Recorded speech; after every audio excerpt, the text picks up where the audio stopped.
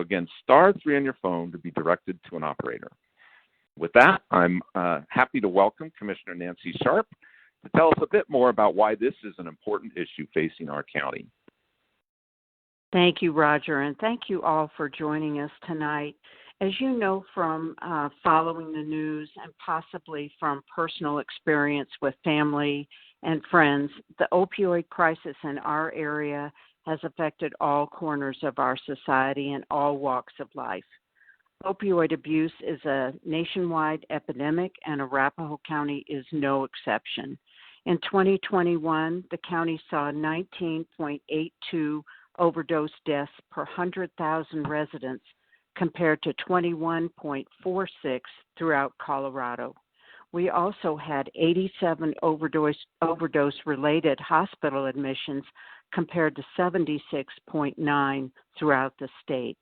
We've seen a 45% increase in fentanyl-related deaths in the past 2 years, and 1 out of every 2 people in our county received opioid prescriptions last year. This is a complex problem that will require all of us to work together and to find solutions.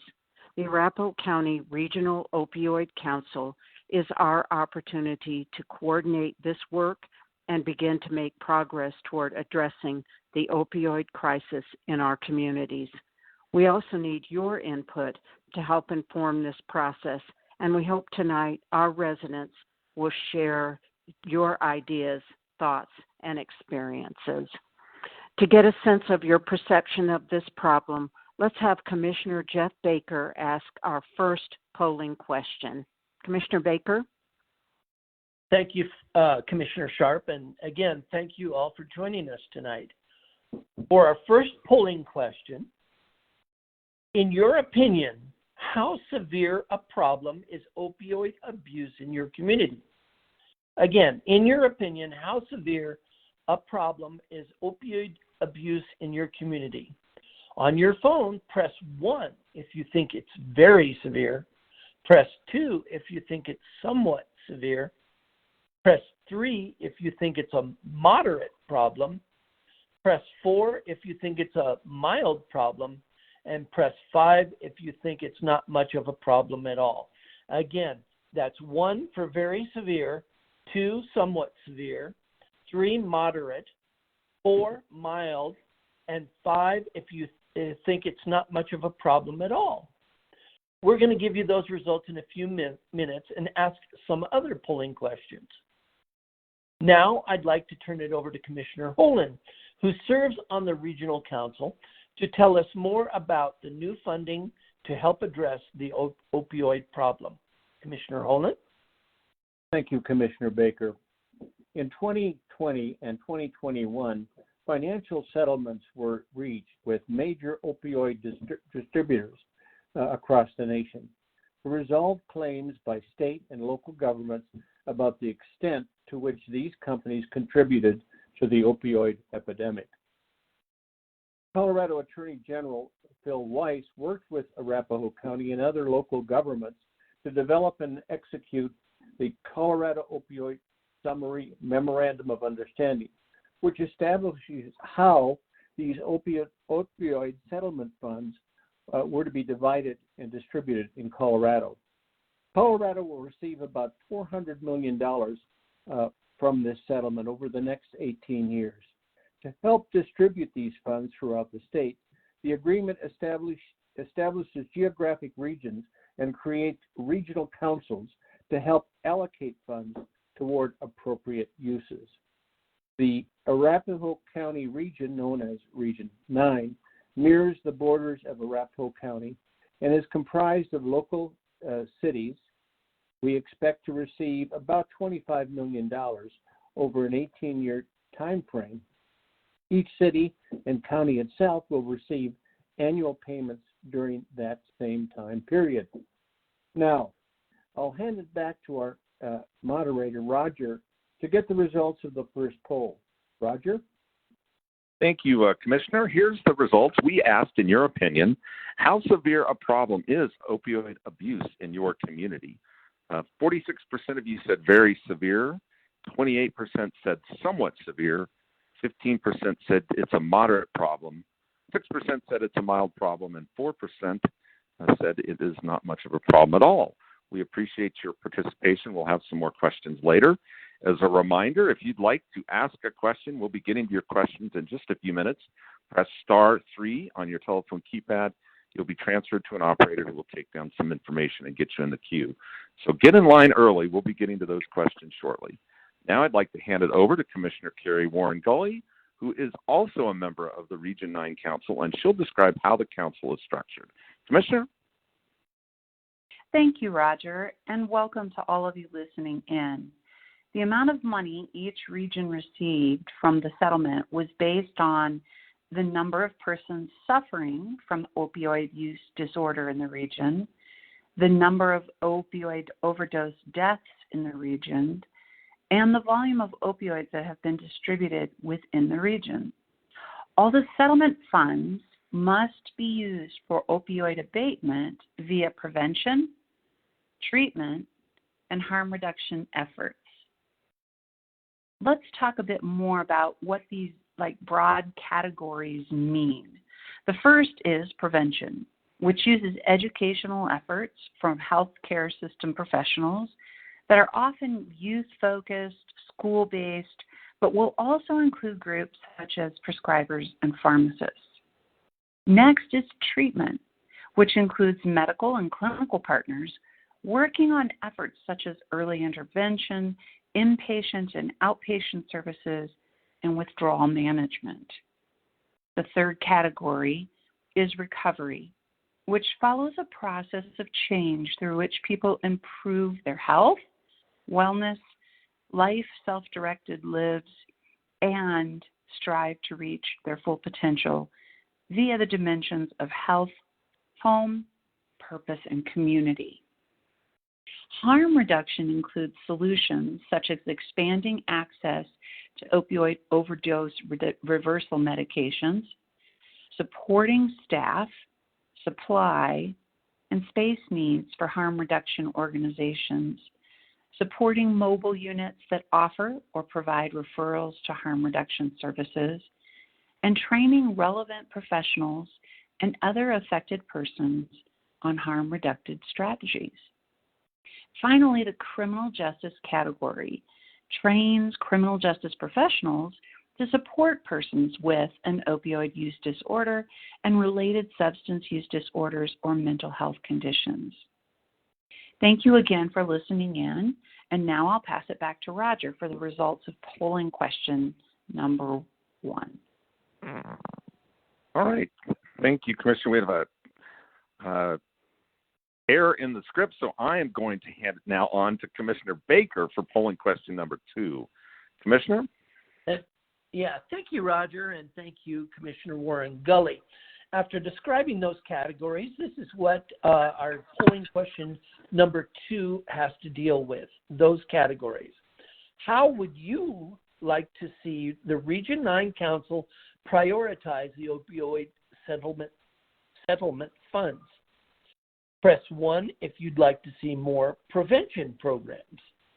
Press 2 if you'd like to see more treatment programs. Press 3 if you'd like to see a mix of treatment and prevention efforts. Press 4 if you'd like to see more punitive approaches. Press 5 if you'd like to see more alternative approaches such as safe spaces and things like that. So let me go over that again. Press 1 for prevention. Press 2 for treatment. Press 3 for a mix of treatment and prevention. Press 4 for punitive approaches. Press 5 if you'd like to see more alternative approaches. And we'll give you those results shortly and ask one final question. Now, let me tell you a little bit more about the work of the Regional Council. Arapahoe County partnered with our participating municipalities to develop an agreement that establishes the composition and governance structure of the Regional Council. The Council is developing a 2-year plan that identifies how the opioid funds will be used. The Council consists of about a dozen county and local officials from a variety of departments, including law enforcement and the courts, public health, human services, and other elected officials. We're also partnering with agencies in the behavioral, mental, and physical health areas, as well as other relevant experts to determine how we make these investments. Over the next 2 months, the Regional Council will meet and determine which projects will be funded within the first 2 years of receiving the settlement money. You can learn more about the work of the Council and participate in these meetings by going online at arapahogov.com/opioids. That's arapahogov.com/opioids. Now I'll hand it off to Commissioner Jackson to talk about why we're so optimistic about this regional approach. Commissioner Jackson? Thank you, Commissioner Baker, and thanks to all of you who are joining us tonight. We've got quite a few people listening in. We think it's a particularly promising opportunity for our region because the Council will work closely with the populations and programs that are in most need of these resources. Council membership includes the local voices Commissioner Baker mentioned, so the communities that are bearing the brunt of this burden will have a meaningful seat at the table. Given that these people are on the Council or closely working with us, we can eliminate some layers of red tape and take a more direct and cooperative approach to distributing the funds. And Council members will be able to easily share and illustrate for each other how these issues are affecting their own communities. By doing this, we can better recognize the similarities we all have in our neighboring communities, which will promote further collaboration and find shared solutions. So now I'm going to hand it over to Roger to give you the results of polling question number 2 and ask polling question number 3. All right, thank you, Commissioner. So here are the results of our second question. We asked, how would you like to see the Region 9 Council prioritize the opioid settlement funds? 66% of you said a mix of treatment and prevention efforts. 11% said more treatment programs. 9% said more alternative approaches, and 8% said more punitive approaches. Thank you very much for that input. We are going to ask our third question, and this is an easier one. It is just a yes or no question. And here it is. Do you personally know anyone who has struggled with opioid addiction? Press 1 for yes, press 2 for no, press 1 for yes, press 2 for no. We'll give you those results shortly, and now we'd like to hear from you. So please press star 3 if you would like to ask a question on your phone or submit your questions online, and we will read them out and answer them. So here we go. Let's go to our first question, and that is a question from Rob. And Rob asks online, how are you making sure the right people are at the table when you're making these decisions? Gretchen, do you want to take that? Sure. Hi, everybody. I'm chairing this governance committee, and it's a mix. It's a mix of elected officials, naturally, but I'm most interested in the technical advisory committee, which is made up of our subject matter experts. So that's folks with lived experience. So those are folks who struggled with addiction or who've had family members struggle with addiction who are going to help kind of weigh in. Those are people from our mental health community. Those are treatment providers. Those are nurses who are in medication-assisted therapy programs. They're counselors. They are nonprofits who run some of the housing spaces. It's a wide range from across the spectrum. It's many of the county commissioners who are here. It's the DA for Arapahoe County. It's the sheriff. We know criminal justice plays a role in substance use. We have folks from the hospitals. We have folks from the school districts who are in the schools. So pretty good mix. All right, thank you. Again, *3 if you'd like to ask a question. Let's go to Gary on the phone. Gary, go ahead. Hi, yeah. So my question is any of these funds going to be allocated for people in the penitentiaries that were sentenced by the 18th Judicial District, Arapahoe County? Currently, I have 2 family members that are incarcerated for addiction, and there's no treatment that they can get within the facility. And Bent County facility is one of them, Los Animas County, and there's several others that they say there's no treatment available for people with addiction problems, whether it be opioid or alcohol or what have you. So I'm just curious, is there any money going to be allocated for that? All right, let's go back Gary? to Gretchen. Oh, go ahead. Yeah. Coming to me for this one? Okay.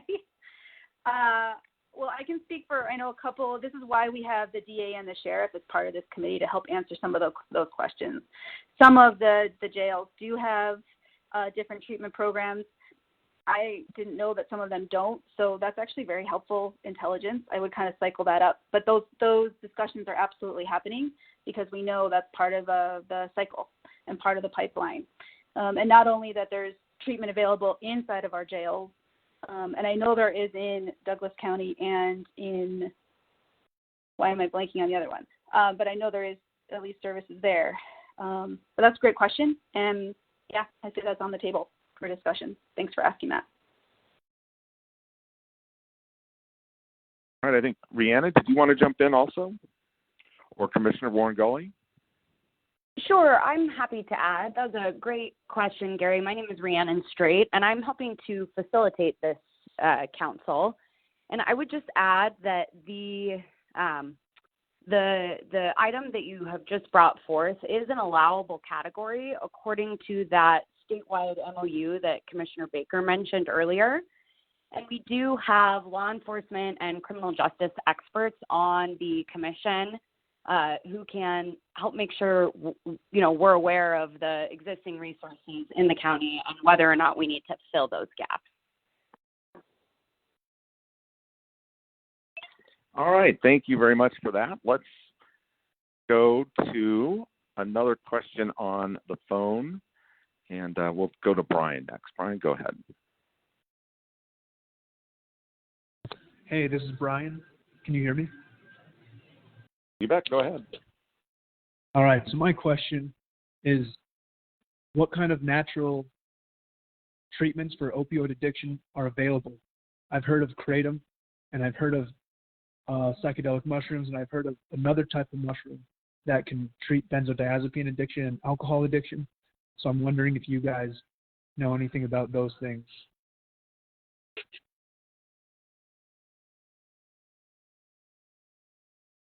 Gretchen or Rhiannon, do you want to take this one? Yeah, I can take it. So kratom's interesting. Kratom's it can be very addictive. It's not, FDA approved to treat substance use. I think what you're getting at is, are you talking about like alternatives to pain management? Is that what, versus, being treated traditionally with narcotics? Is like that what you mean? Yeah, kratom I think could be an alternative, but there's like also the psychedelic mushrooms that can, I think, eliminate addiction in certain ways that our current methods of treatment can't. There is some really cool research happening right now around psychedelic mushrooms. I think Netflix has a special out about this, to treat PTSD, to treat depression, to treat trauma. And there's ketamine as well that's been used to treat some of those. And you can find some of those services in the area. I think that's something definitely that our group is going to be talking about. It's not fully regulated, right? I mean, there's still a lot of trials that are happening especially around the controlled substances like mushrooms. There is some really cool research around like microdosing, and as you have like a therapist with you, essentially in those sort of trials. I think we're going to see more and more of that in the years to come. But absolutely, there's some cool stuff about that. All right. Thank you. Let's share the results of our last survey question. We asked, do you personally know anyone who has struggled with opioid addiction?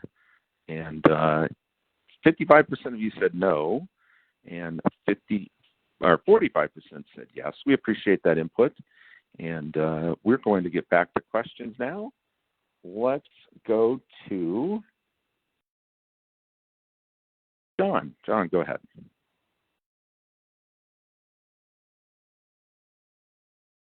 John, you're live on the phone. Go ahead.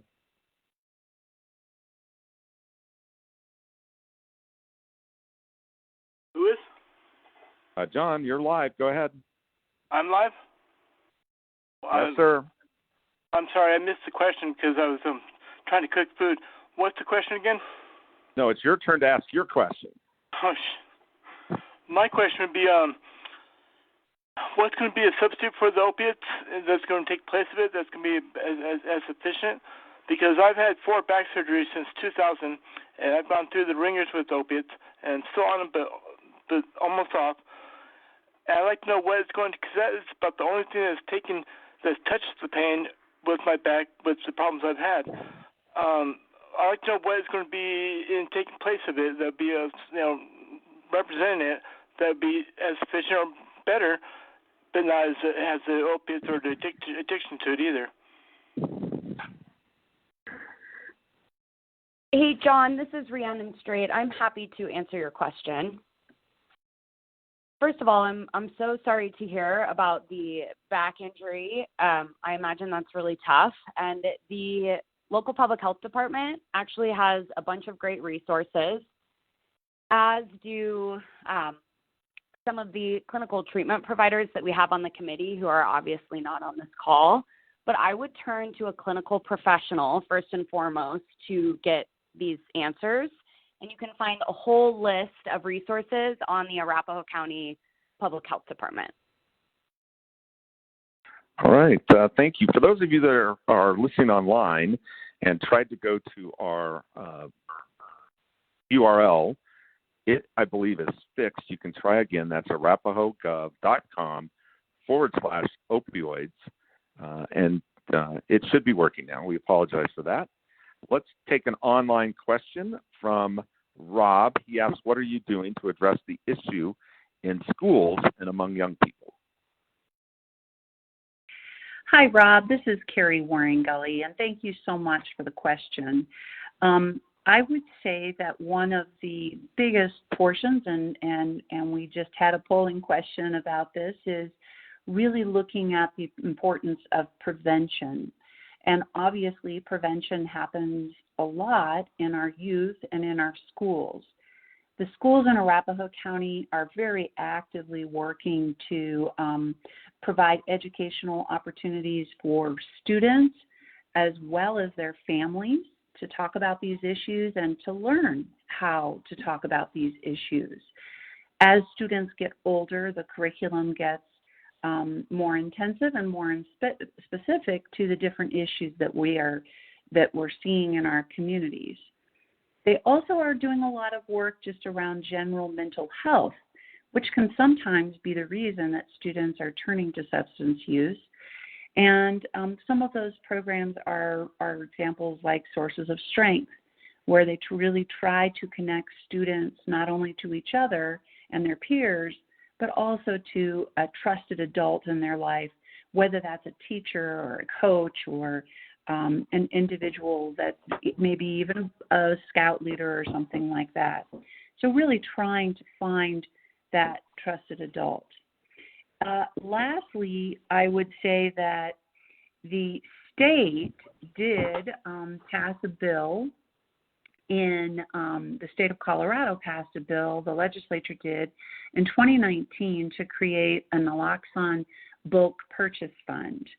And school districts are invited to use money from these funds to provide naloxone, which is it works to reverse overdose if it's given early enough. So the state is offering these funds to organizations, not only schools, but do offer it to schools. And so many in Arapahoe County have taken advantage of those funds. And this would be the type of work that we would continue to do on this council. So thank you very much for the question. All right, thank you. Again, a reminder, if you'd like to ask a question, just press *3 on your telephone keypad. Let's hear from Abel next. Go ahead. My question is, we're focusing on the Band-Aids, on taking care of recipients of the drugs that come across our border. Why doesn't anybody decide to put our monies together and block the shipments and the invasion that comes through the southern border? What about putting that money and start building the wall again? It was working under another president, and he's gone, but the solution was proper. What is wrong with dealing with the core issue instead of the symptoms? I don't get it. Thank you, Abel. This is Commissioner Baker, and I just kind of want to tell you a little bit about federal funding. For those that are concerned about that, the invasion of drugs and invasion that's coming through our southern border, there are national defense funds that are allocated for this. These funds were allocated specifically to address the people that have struggled with opioid addiction at the local level. And, I really think that at the local level is where federal dollars are actually, that's where the rubber meets the road. That's where we have the most interaction with people in our health systems, even our coroner, for those that are addicted and lose their lives to opioids. The coroner's office is a county function. Our public health department and our local community partners that are really handling this problem through mental health, behavioral health, and physical health solutions. That's the appropriate way to spend these funds. And Congress, if they want the wall to be built, that's up to them to allocate that fund through another means. Thank you for the question, though.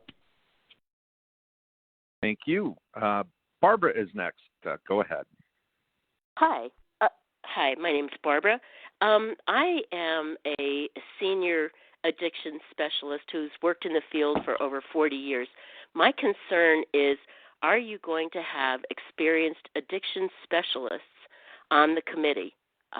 Not just behavioral health, because I know that's addiction's an aspect of behavioral health, but specifically people that have a lot of experience working with people who have been addicted to opioids. Thank you, Barbara. Go ahead. Oh, go ahead. I was just going to answer quickly. My name is Rhiannon Straight. I'm helping to facilitate, and I was just going to let Barbara know that we do have a couple licensed addiction counselors with great experience on the technical advisory committee. We also have a couple folks who are well equipped to handle co-occurring issues. So for folks who are maybe unfamiliar with the jargon, that's someone who has a substance use issue and a mental health issue at the same time. We do have a good deal of experience in exactly what you're hoping for, Barbara, on the advisory committee. I would also offer you can always reach out to the number that we have listed online if you're interested in joining our technical advisory committee. We are still accepting new members as well.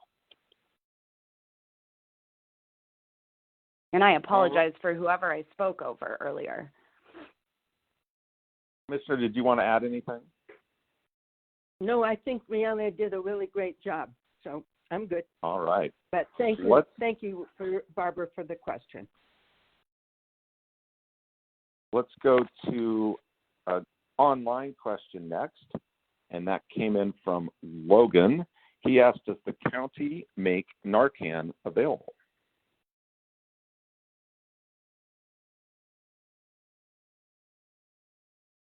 Who'd like to take that one? This is Commissioner Warren Gully, and I will say that that Tri-County Health currently does do that. And if you go to their website, you can find that. And our new Arapahoe County Public Health Department will have Narcan as well. Thank you very much for the question, Logan. Thank you, Commissioner. Let's hear from Cheryl next. Cheryl, go ahead. Thank you. I was just wondering if you guys were going to or suggest that you create an avenue for people who have like medical disabilities.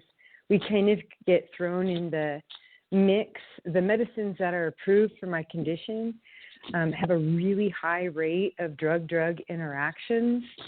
And I found out I had an actual allergy to one of the medicines that they had approved me on that was an alternative. It was a nerve medication called gabapentin.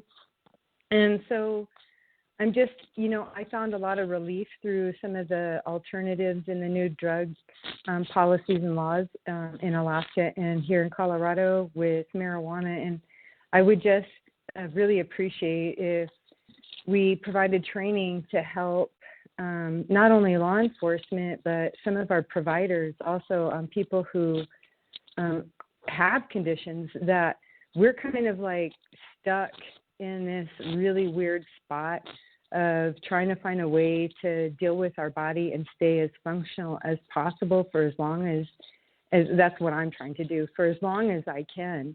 But it's a severely painful condition. And so, it's either and I haven't been on opioids for 7 years outside of a surgery I had in 2020.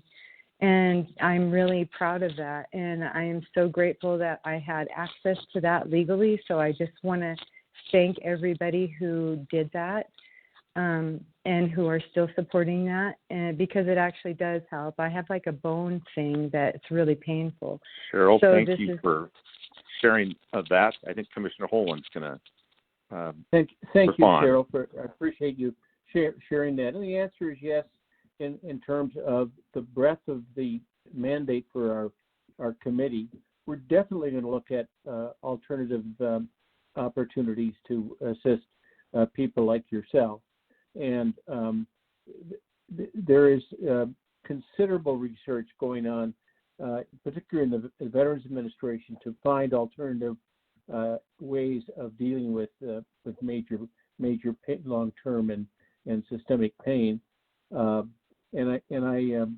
glad that you're looking at some of those alternatives. But the answer is yes. I think we will explore those opportunities and options for alternative treatment modalities. But thank you for bringing that up. All right, thank you. As a reminder, press *3 if you'd like to get in line to ask a question. We're hearing a lot of great questions tonight, and we appreciate that. Let's take an online question from Emily. She asked, can these settlement funds be used in combination with other drug abuse prevention funding and treatment efforts? Hey there, Emily. This is Rhiannon Straight again. I'm happy to take this question. This is an excellent question. And the answer is yes, they can. And the Attorney General's office is, really pushing that regions look into this as well. So this is part of the process that the Region 9 Governance Committee will go through when they are determining how they want to spend funds. We will actually review all of the other alternative funding sources that relate to opioid use disorder and substance use disorder that are available in the state. The Behavioral Health Administration just released a couple of wonderful opportunities that work really well with the opioid settlement funds. And to kind of get two birds with one stone here, Logan also answered a question online. What happens to this work or the programs you create once the settlement money is depleted? And the alternative funding sources that we can tap into now as a committee is a great way to help make these programs a bit more sustainable, so that once the settlement dollars do run out, we have other funding sources, whether they be large federal grants or, local foundation funding resources that can keep the work going beyond the 18-year settlement. All right, thank you. Logan submitted another question. Here it is. He asks, how or will this task force work with the new public health department?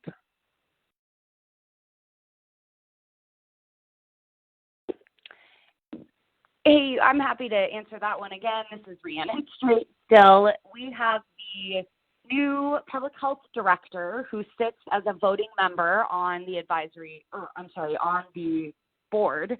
And then she has an alternate identified as well. So there are always direct folks from the new public health department on our committee. All right, thank you. Let's hear from Robin next. Robin, go ahead. You're live. Hi, I have a two-part question. First of all, are there intentions to work synergistically with some of the privately funded entities like CU Medical Center that are doing research on alternatives, treatments, and interventions and finding efficacy in those different research arenas? And then secondly, it's become kind of clear on this call that maybe some investment in outreach is a good idea, because there are several resources that you've pointed people to as answers to questions, that maybe some outreach would be beneficial to the community to know what resources are already in place. Yeah, so good question, Robin. The next meeting that this committee is going to have in October is going to be figuring out what are all the resources, like what's being offered.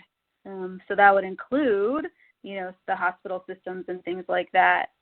So part of our job is to make sure those folks are at the table, and that it's all, when you're working with a lot of social workers and nonprofit folks, it's still relationships, in terms of who they know and the work that they're doing. And Rhiannon, maybe you could speak a little bit to the outreach question.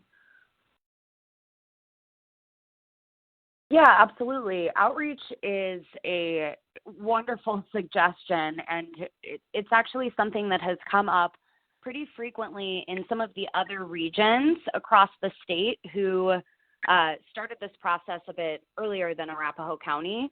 So community outreach and awareness raising or community education is definitely an allowable spend, and it's one that has a great return on your investment as well.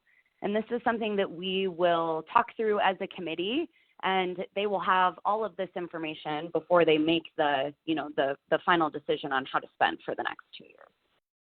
And I think it's important that we're not repeating services, and that speaks to that outreach piece, making sure that, we're not funding duplicate things, right? That we're finding the ones who do it best and either continuing to fund those or, increasing that scale. Because there's a lot of great work being done by our partners and even beyond Arapahoe County. All right, thank you. Here's a question that I think Commissioner Holen can answer from Logan. Will there be any interaction between this committee and veterans? Well, thank you, Logan. The answer is yes. I happen to be a disabled veteran myself and work extensively with the Veterans Administration or the Department of Veterans Affairs, and some of their treatment modality and programs will be of benefit. So the answer is yes, we will work closely with veterans. We have, a serious problem in opioid use amongst particular combat veterans returning from the Middle East, and also those that have suffered serious injuries in combat. So the answer is yes. We will liaison closely with the Veterans Administration, and also make a strong effort to do outreach to veterans suffering from these type of addiction problems. Thank you. All right. Again, you have about a little more than 15 minutes to get In the queue, if you'd like to ask a question, just press *3. Let's ask a question that Sally submitted. Have you identified any models or programs that seem to work better than others to make the most impact? Hi there, folks. This is Rhiannon Straight. I'm happy to take this one. Sally, wonderful question. And thankfully, there is a ton of research that has already been done exactly on this topic. We go through this as a committee before we make decisions. So we actually discuss evidence-based best practices across those 5 categories that Commissioners Baker and Jackson mentioned earlier. So we discuss best practices in prevention, which include things like Then Life Skills, which is a school-based prevention program. We will talk about evidence-based strategies for harm reduction, which include things like naloxone, which is the overdose reversal medication. So we are grateful to the literature because there's a ton of it, and we discuss it as a committee before we will actually make any funding decisions. All right, thank you. Juanita, it's your turn. Go ahead. Yes, I'm really concerned about the border because so much fentanyl is coming across. Are you putting any pressure at all on Biden to close the border? And my next question is, I understand that we in Colorado are going to give the homeless $1,000 a month.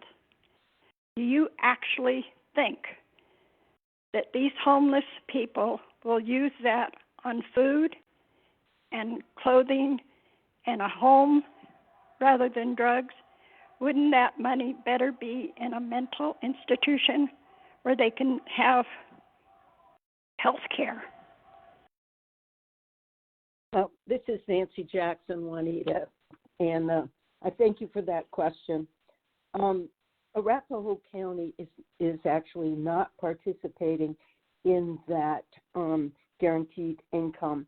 I think it's a pilot program, but nevertheless, we're not participating in that. And we do not, other than our, a temporary aid to needy families, or otherwise known as TANF, and the program that we used to call food stamps, those kinds of programs. What we're doing is investing, just as you say, in a number of housing projects so that we can house people, get them off the streets, and hopefully get them into treatment. So,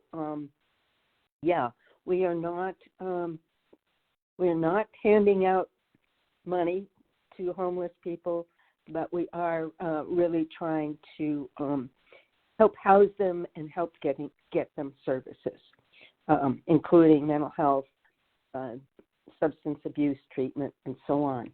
So there's a lot of different things going on out there, and Arapahoe County is doing the best we can. And one of the reasons we have this committee formed is so that we can combine our resources. And as several people have said on this call already, use research and best practices to try and help these folks. Thank you, Commissioner. Let's go to Mandy on the phone next. Go ahead. Hi, thank you for hosting this. My name is Mandy. I am an Arapahoe County resident and director of the Aurora Health Alliance. I just wanted to hear the committee's intent to collaborate with hospitals with regard to their community health needs assessment, which all of them in the region have prioritized behavioral health. Thank you. Mandy, this is Commissioner Warren Gully. Thank you very much for that. Thank you for listening in this evening. Obviously, we find partnering with as many people in our community as possible to be the key to solving the issues that face us with the opioid issue. We are inviting hospitals to the table to be a part of this council, mostly on the technical assistance side. to give us information about the studies and the information that they find out. We also are working, as you've heard earlier this evening, with the Public Health Department.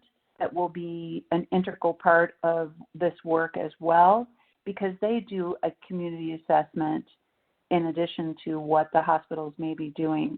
So we want to be as holistic as possible. We want to have as many people as possible at the table solving this issue and protecting the health of our community. So I appreciate the work that you do, and certainly reach out to us if you have some ideas of how the council might utilize the work that you're talking about. All right. Rob submitted the following question. The opioid problem is as bad in rural areas as in urban areas. Does your work account for that? Thanks for that question, Rob. This is Commissioner Jeff Baker.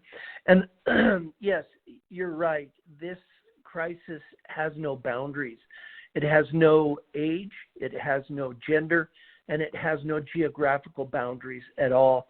It's just as bad in the rural area. Now, the urban and suburban areas may have more resources available to them than the rural area. But I'm sure the council will be looking at programs and community partners, care providers in both the rural, urban, and suburban areas, and making sure that as many people, as Commissioner Warren Gully said, we want as many people at the table, and we want to help as many people as possible. That's from the eastern border with Washington County to the western border with Jefferson County. This is an Arapahoe County problem, and we're trying to come up with an Arapahoe County, a number of resources in Arapahoe County. So it will address the rural problem as well. Thank you. All right, we're going to hear from Brian next. Go ahead, Brian. Hello. My question is, how can we promote the legalization of psychedelics and other alternative uses for treating opiate addiction? Hey, Brian. There's already a lot of really great pilots that are happening for that. We are trying to, certain nonprofits are trying to access grant money to be able to train therapists to be able to do that work.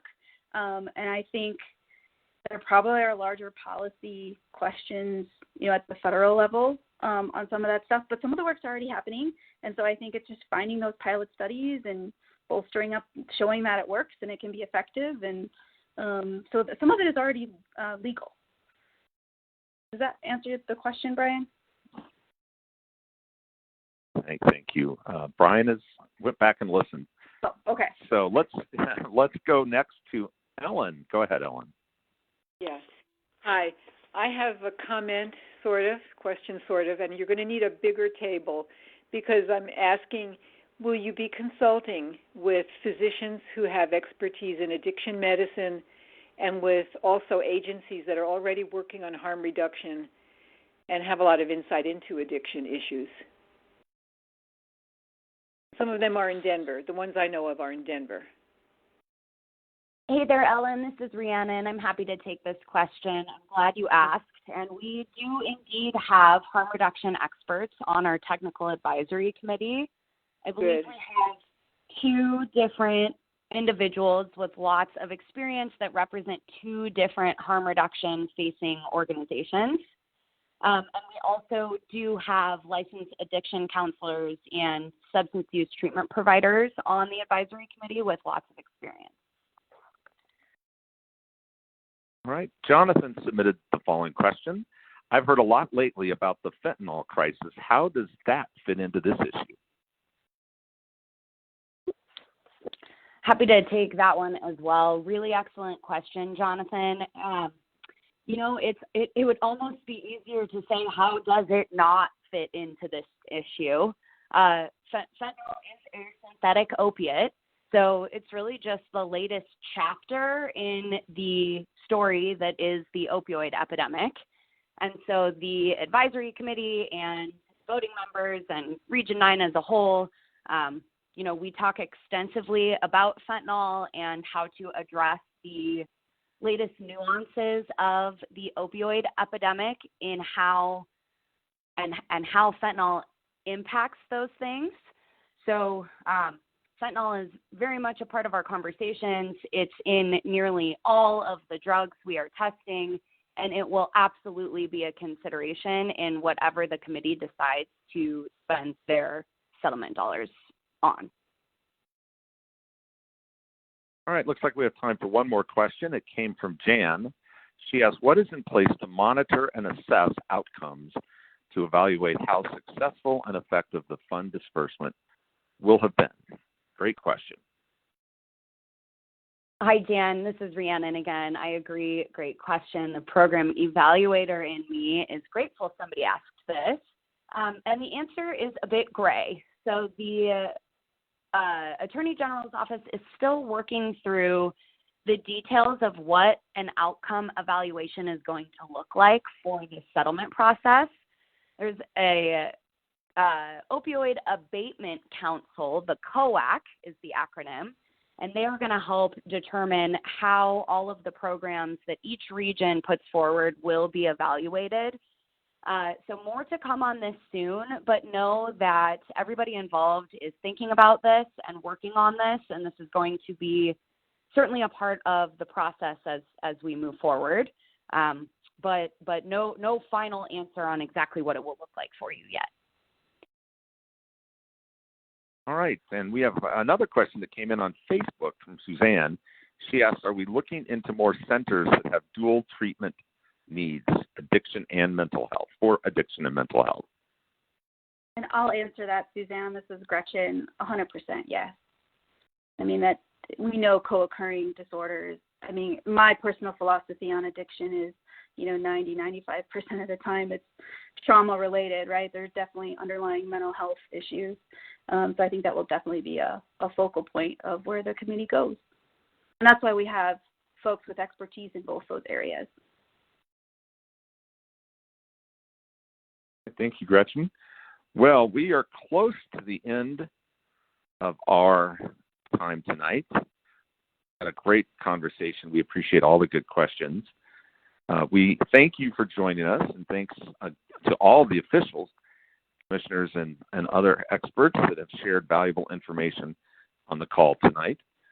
Please visit our website at arapahogov.com/opioids for more information and resources.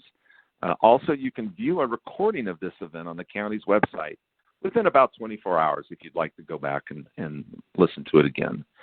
On behalf of the Arapahoe County Commissioners and our other hosts, thank you for joining us and have a great night.